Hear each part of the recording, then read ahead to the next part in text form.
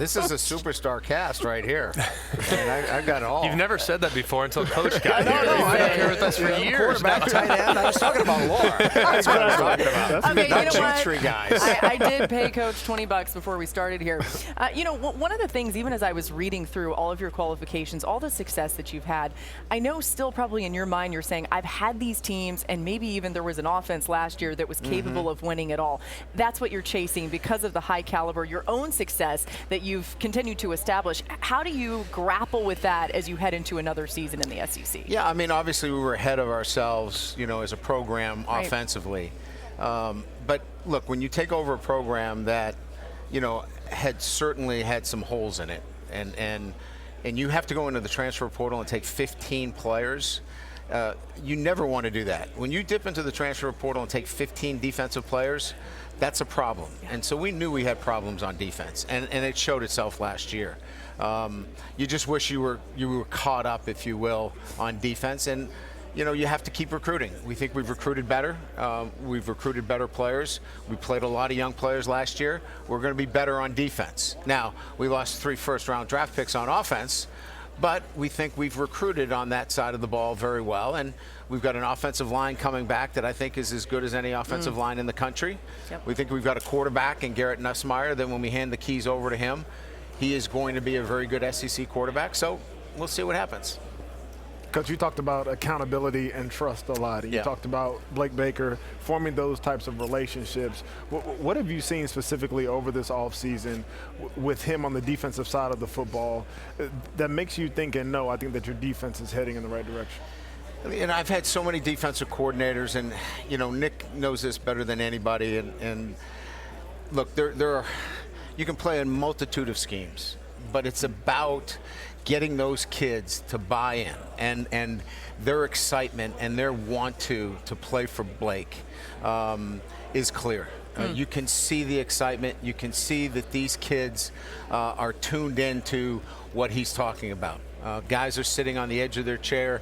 They want to be on the field. They want to play for Blake. And clearly he showed that at Missouri. And that was obviously a big reason why I hired him. So, Brian, I mean, I know you have a more balanced team this year and you feel good about that. You don't like these top-heavy teams one way or the other.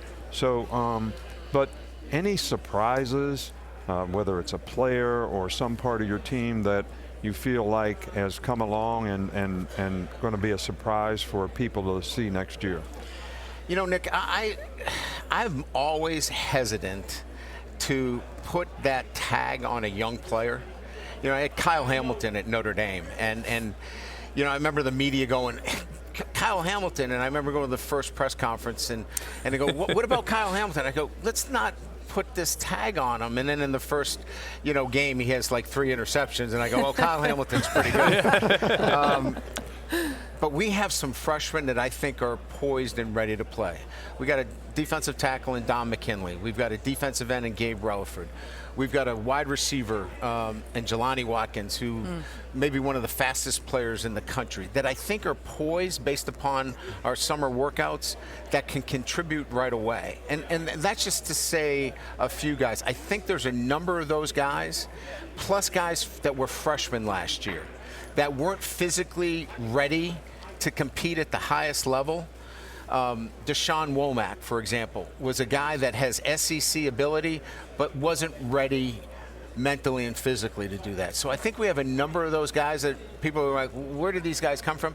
They were in the program, or they're young players that I think are poised to make an impact. I remember a couple years ago, Coach, sitting down with you prior to the Florida State game. It was week 1. And we were waiting there on a Friday. You guys were playing on Sunday.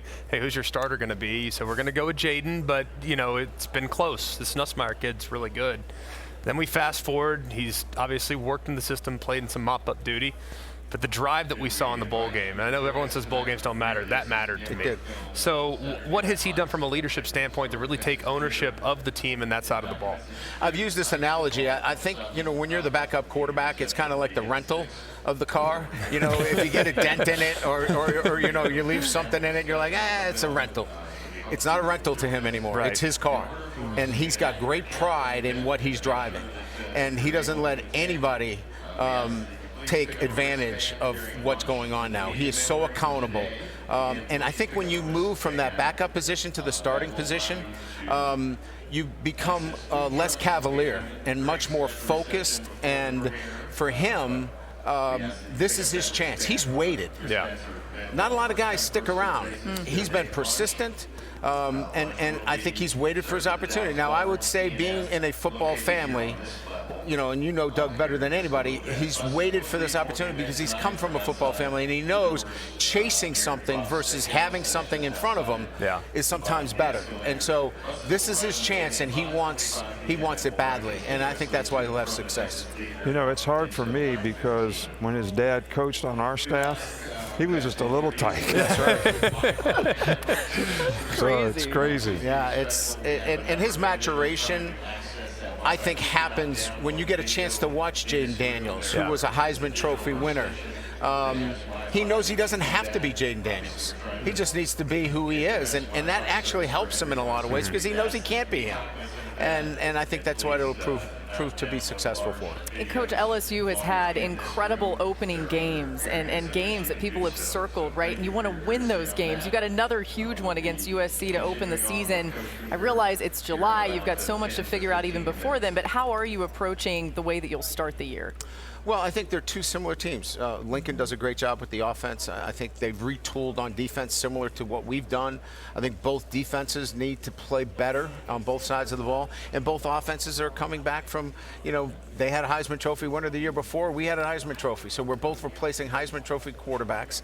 Both offenses are going to have talented players on both sides of the ball, and I think it's a great matchup between two teams that, certainly want to get off to a great start. A Sunday game, I think it's going to be well received. And, again, for us, just getting our defense to play better football, I think we'll be fine on the offensive side of the ball. But, I'm still a coach. I hadn't joined this media thing. That's why you're here. That's what you A lot of people, I've already heard it today about how much pressure there is on winning this first game. But really, I always loved as a coach playing a really good opponent the first game because all off-season, all summer long, your players are focused on wanting to play well in that game. But the thing about it is, in this day and age, if your team develops, and even if you lose that game, that may be the best thing that could happen in terms of helping you progress as a team and be a better team down the road. So I don't see this as like do or die type of game for you. It's just a great game for your team to show where they're at and where you got to go to get where you want to be. I would agree. Look, the Florida State game last year was clearly an indication of where we were defensively. We weren't very good. And that showed itself. This game will show us where we're at against USC. So I'm all about preparation the right way and preparing our football team. My focus will be on the 2 weeks or the 25 practice opportunities. My focus will be on that, not the game, the preparation. If we prepare the right way, we're going to go in there and we'll be who we are. And that will help us as we go through the season. And that's really what I'm focused on more than anything else. I know it'll give you great urgency throughout camp and everything. Look, the media, the talking points this year is, Brian Kelly year 3. I mean, look at the track record. Look at what he's done at Central Michigan, Cincy, Notre Dame, what have you. I know that that's coincidental or whatnot, but there has to be something about the way you run a program that really takes hold in that third year. So what would you say that is? It's accountability. I mean, you have a process, and Nick knows this because this is what he does, and his entire career is about building a process and sticking with it. So they're in year 3 of this process. So you're building layers of accountability and trust within your program. So this is the highest level of accountability that we've had. This is the highest amount of trust that we've had in our program. Now, we still have to play our best when our best is needed. Right. We still have to tackle the football. We still have to catch the football. But those pieces are in place going into year 3, and that's what we'll rely on in our process, but we still have to go over and do all those other things. And that really kind of establishes a culture, which is what really is the foundation, of the intangibles on your team, which I think is important to being successful.